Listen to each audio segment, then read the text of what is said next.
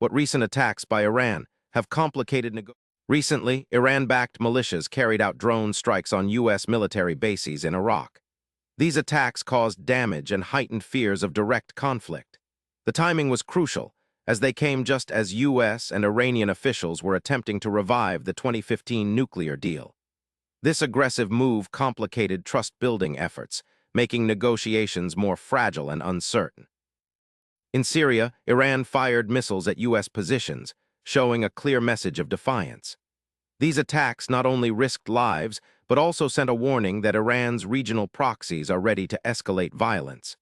This aggression undermines U.S. willingness to ease sanctions or make concessions during talks, as security concerns grow louder.